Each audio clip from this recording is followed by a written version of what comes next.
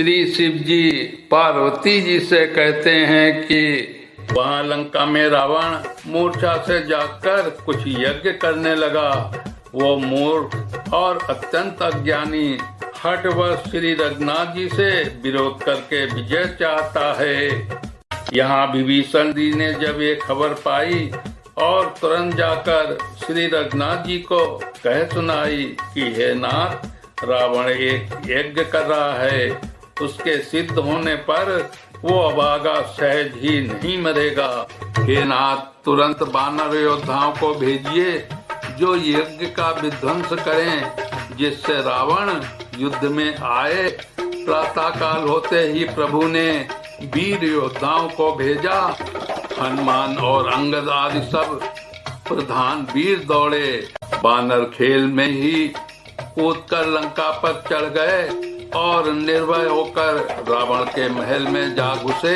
ज्यों ही उसको यज्ञ करते देखा, त्यों ही वानरों को बहुत क्रोध हुआ।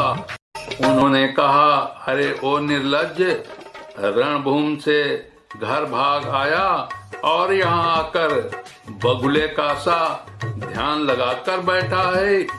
ऐसा कहकर अंगद ने लात मारी, पर उसने उनकी ओर देखा भी नहीं। उस दुष्ट का मन स्वार्थ में अनुरक्त था। नहीं कि तब जब करी कोप कपि, गही दसन लातन मारही। धरि केश नारी निकारी बाहिर, तेहित दीन पुकारही। तब उठे क्रुद्ध कृतांत सम गही, चरण बानर डारई।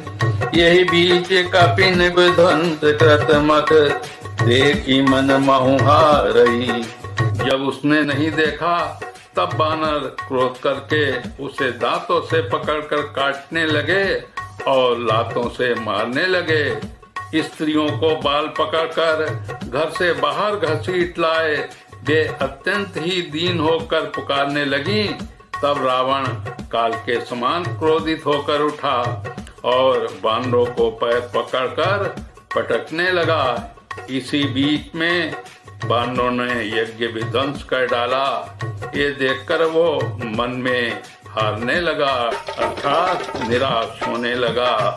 यज्ञ विध्वंस कुशल कपि, आए रघुपति पास।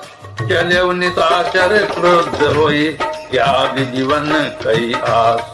यज्ञ विध्वंस करके सब चतुर बानर श्री रघुनाथ जी के पास आ गए। तब रावण जीने की आशा छोड़कर क्रोधित होकर चला। चलते समय अत्यंत भयंकर अमंगल असगुन होने लगे। गीध उड़ उड़ कर उसके सिरों पर बैठने लगे, किंतु वो काल के बस था। इससे किसी भी अपशगुन को नहीं मानता था। उसने कहा, युद्ध का डंका बजाओ। निशाचरों की अपार सेना चली। उसमें बहुत से हाथी, रथ, घुड़सवार और पैदल हैं। वे दुष्ट प्रभु के सामने कैसे दौड़े, जैसे पतंगों के समूह अग्नि की ओर जलने के लिए दौड़ते हैं। इधर देवताओं ने स्तुति की कि हे श्री राम जी, उसने हमको बहुत दारुण दुख दिए हैं। अब आप इसे अधिक न खिलाइए। जानकी जी बहुत ही दुखी हो रही हैं। देवताओं के वचन सुनकर प्रभु मुस्कुराए। फिर श्री रघुवीर जी ने उठकर बाण सुधारे। मस्तक पर जटाओं के जूड़े को कसकर बांधे हुए हैं। उसके बीच में पुष्प गूंदे हुए शोभित हो रहे हैं। लाल नेत्र और मेघ के समान श्याम शरीर वाले और संपूर्ण लोकों के नेत्रों को आनंद देने वाले हैं। प्रभु ने कमर में फेंटा कसा, तरकस कस लिया और हाथ में कठोर सार धनुष ले लिया। सारंग कर सुंदर निसंग, सिली मुखा कर कटि कसो। भुज दंड पीन मनोहरायत, उर धरासुर पद लयो। कह दास तुलसी जबहि प्रभु सर, चाप कर फेरन लगे। ब्रह्मांड दिग्गज कमठ अहिमहि, सिंधु भूधर डगमगे। प्रभु ने हाथ में सार धनुष लेकर कमर में बाणों का अक्षय सुंदर तरकस कस लिया। उनके भुजदंड पुष्ट हैं और मनोहर चौड़ी छाती पर ब्राह्मण भृगु जी के चरण का चिन्ह शोभित है। तुलसीदास जी कहते हैं, ज्यों ही प्रभु धनुष बाण हाथ में लेकर फिराने लगे, त्यों ही ब्रह्मांड दिशाओं के हाथी कच्छप शेष जी पृथ्वी समुद्र और पर्वत सभी डगमगा उठे। शोभा देखी हर्ष सुर बरसहि सुमन अपार। जय जय जय करुणा निधि छवि बल गुण आगार। भगवान की शोभा देखकर देवता हर्षित होकर फूलों की अपार वर्षा करने लगे और शोभा शक्ति और गुणों के धाम करुणानुधान प्रभु की जय हो जय हो जय हो ऐसा पुकारने लगे। इसी बीच निशाचरों की अत्यंत घनी सेना कसमसाती हुई आपस में टकराती हुई आई। उसे देखकर वानर योद्धा इस प्रकार उसके सामने चले जैसे प्रलय काल के बादलों के समूह हों। बहुत से कृपाण और तलवारें चमक रही हैं, मानो दसों दिशाओं में बिजलियां चमक रही हों। हाथी रथ और घोड़ों का कठोर चिंगार ऐसा लगता है मानो बादल भयंकर गर्जन कर रहे हों। बानों की बहुत सी पूंछें आकाश में छाई हुई हैं। वे ऐसी शोभा दे रही हैं मानो सुंदर इंद्र धनुष उदय हुए हों। धूल ऐसी उठ रही है मानो जल की धारा हो। बाण रूपी बूंदों की अपार वृष्टि हुई। दोनों ओर से योद्धा पर्वतों का प्रहार करते हैं मानो बारंबार वज्रपात हो रहा हो। श्री रघुनाथ जी ने क्रोध करके बाणों की झड़ी लगा दी जिससे राक्षसों की सेना घायल हो गई। बाण लगते ही वीर चीत्कार कर उठते हैं और चक्कर खा खा कर जहाँ तहाँ पृथ्वी पर गिर पड़ते हैं। उनके शरीरों से ऐसे खून बह रहा है मानो पर्वत के भारी झरनों में से जल बह रहा हो। इस प्रकार डरपोकों को भय उत्पन्न करने वाली रुधिर की नदी बह चली। कादर भयंकर रुधिर सरिता चली परम अपावनी।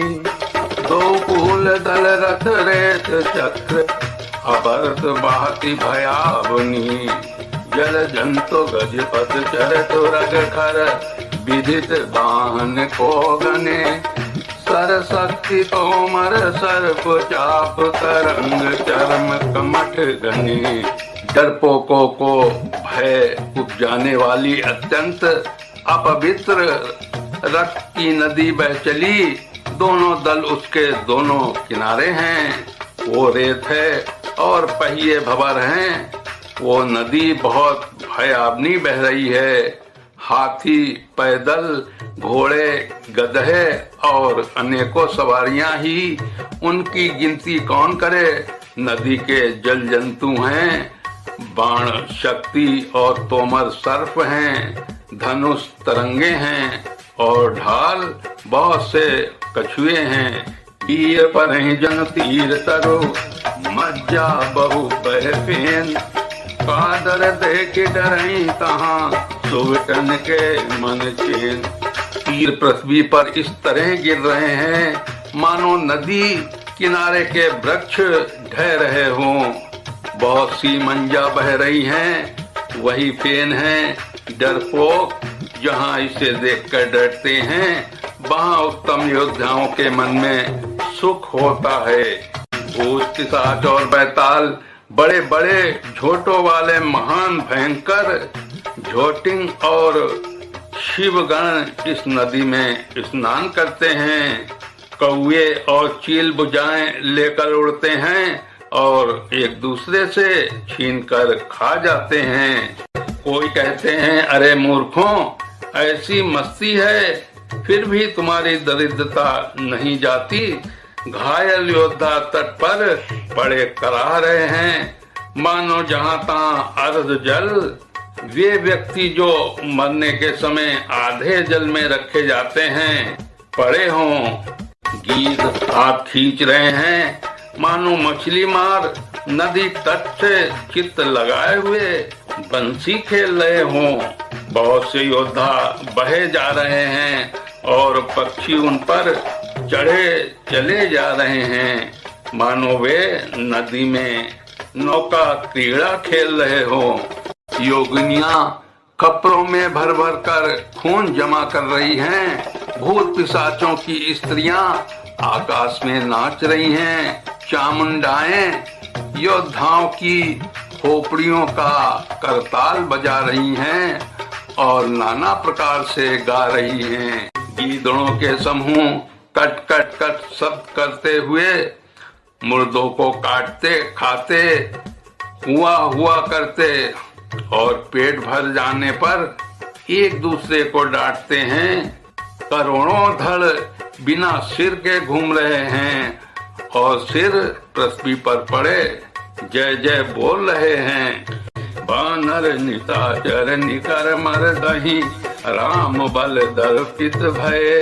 संग्राम अंगन सुवट सोचहि, राम सर निकरनी है। मुंड जय जय बोलते हैं और प्रचंड रुंड बिना सिर के दौड़ते हैं।